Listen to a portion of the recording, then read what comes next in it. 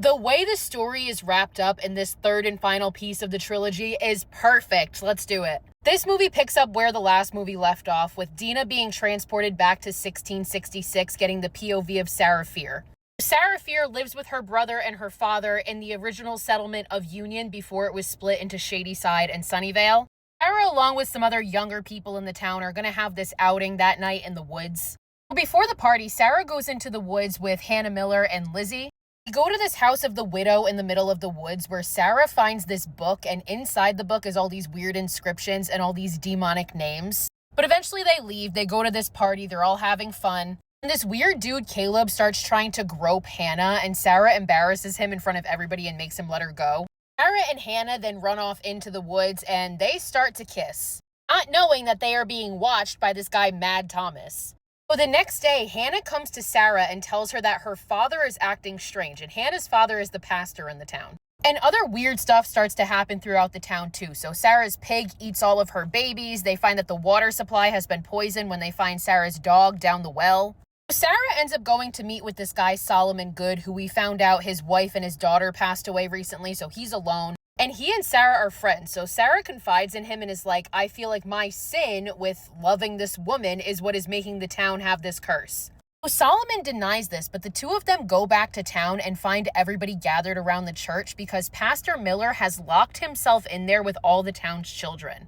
Solomon eventually gets in and finds that the pastor has killed all the children and gouged their eyes out. And he's gouged his own eyes out as well, and he attacks Solomon, who kills him in self-defense. Everybody's devastated, and that night there's a town meeting where people start to suspect that witchcraft is responsible for this because Pastor was a religious man. He would have never done this on his own.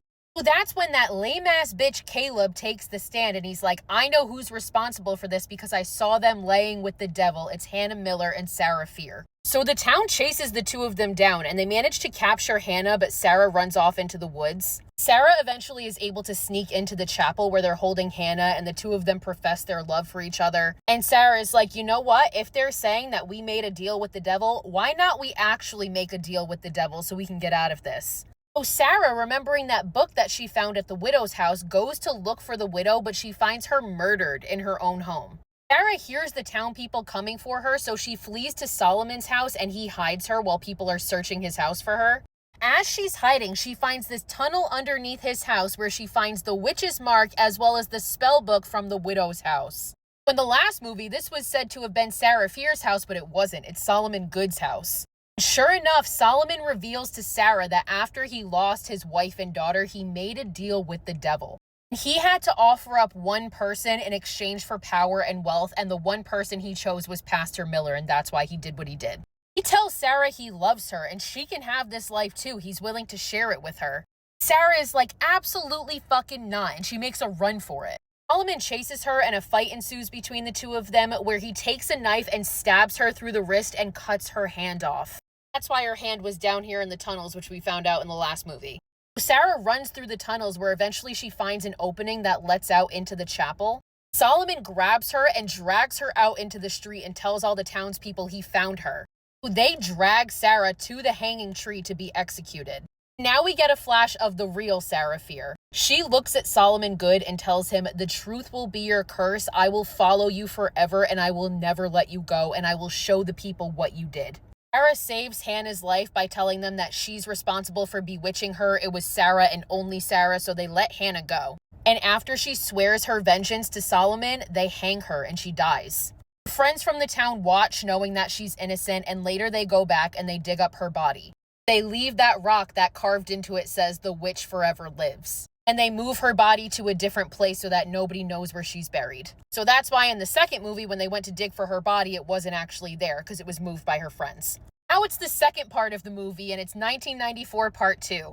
Hannah snaps out of it and has the realization that Sheriff Good is the evil one because he's an ancestor of Solomon Good, and the Good family has been doing this shit for years. And the reason why the killers go after the people who bleed on the bones of Sarah Fier is because she starts to show them visions of the truth. So the killers are like the Good's army, and they go after them so that they can't expose the family. Since Dina just bled on Sarah's grave, she's the next target of the killers. So Solomon Good's ancestors have been doing this ritual for years, and each one of them picks a name, and that name gets carved into the stone, and that's the person who gets possessed to commit this massacre. They sacrifice Shady Cider so that Sunnyvale can continue to prosper. So Dina and Josh get to Ziggy's house and tell her that Sheriff Good is the one responsible for all this, and they decide that the only way out of this is to kill him and end the curse. So they recruit Martin, who works at the mall, and the four of them take a possessed Sam to the mall, and they make this plan. They set a trap where they rig up all the gates on the stores. Dina puts her blood into this water that they put into a bucket, as well as a bunch of Nerf guns. They wait for the killers and Sheriff Good to arrive. Eventually, the killers start coming one by one, and they are able to lead them into the stores and then trap them in there using the gates. Sheriff Good arrives, and Ziggy lures him in and pours a bucket of Dina's blood on him, and they raise the gates and release the killers. He is able to escape, and he chases Dina into the tunnels that are underneath the mall. Sam, who's still possessed at this point, follows as well because she's chasing Dina, and the other three stay back and fight off the killers. Sam attacks Dina first, but she's able to call out to Sam, which brings her back momentarily, which allows Dina to knock her out.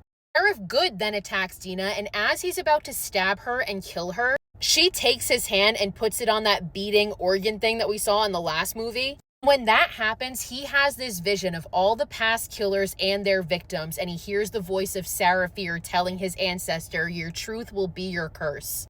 As he panics looking around and he has these visions of all of these victims, Dina stabs him through the eye and kills him. Back at the mall, all of the killers disappear when this happens. Sam comes to and she and Dina leave the tunnels and finds that the tunnels also go underneath Sheriff Good's house in Sunnyvale. And when they leave the house, they look across the street and see Sheriff Good's brother leave his driveway and get hit by a garbage truck, which shows that Sunnyvale is no longer perfect. Eventually on the news, we see that Sheriff Good has been exposed for being responsible for everything. Ziggy goes to visit Nurse Lane and brings her back her diary, which she's kept all these years. Simon and Kate are commemorated instead of being wrongly held responsible for any crimes. Josh meets this online chat room friend that he's been talking to in person. Dina and Sam go to Sarah Fier's final resting place and carve into a stone Sarah Fier, the first Shady Cider. The two of them kiss, having broken the curse for the town, and the movie ends. As the credits roll, we cut to the crime scene in the tunnels below, and we see some unknown person take the devil's book, and then the movie really ends.